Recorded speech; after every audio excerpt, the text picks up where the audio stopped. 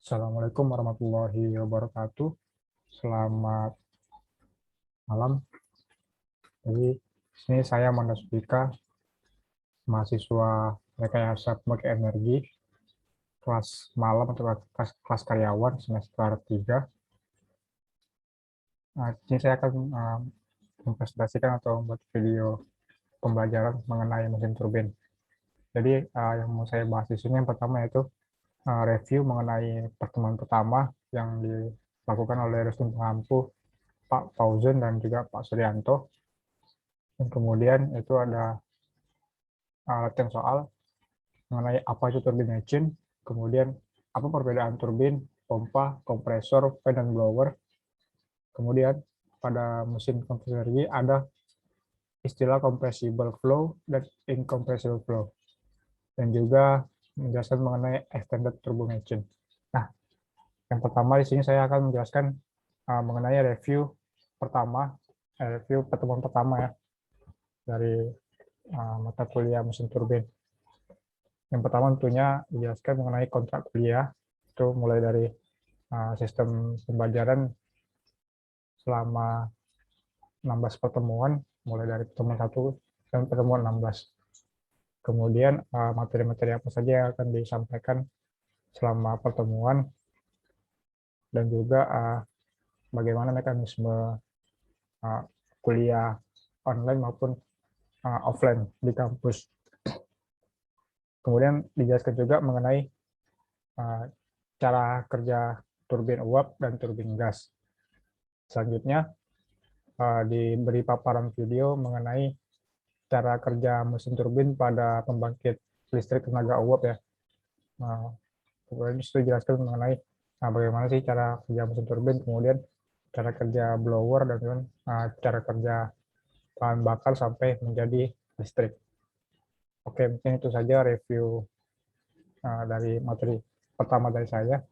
Kemudian selanjutnya saya akan menjelaskan mengenai apa sih itu turbin machine.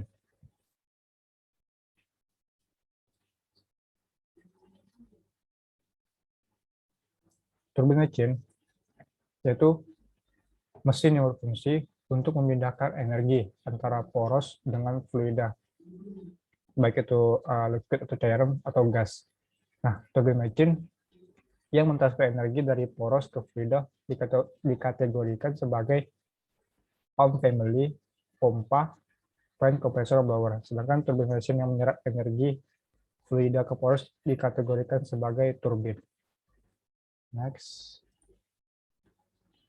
Nah, apa sih perbedaan turbin, pompa, kompresor, fan, dan blower? Nah, turbin adalah untuk mendorong dan memutar bolang-baling, digantikan oleh air untuk memutar turbin.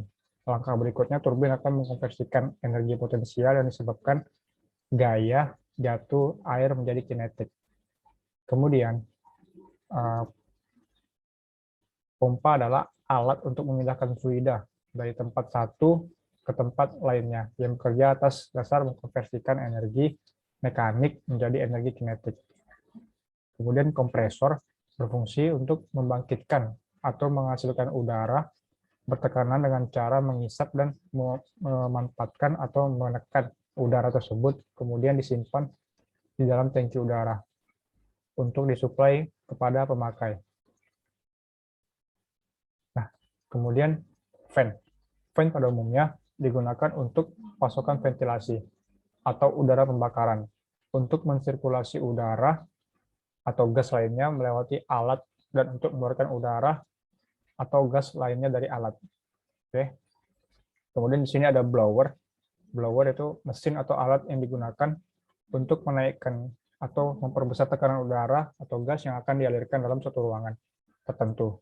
Juga sebagai pengisapan atau pemvakuman udara atau gas tertentu. Nah, kemudian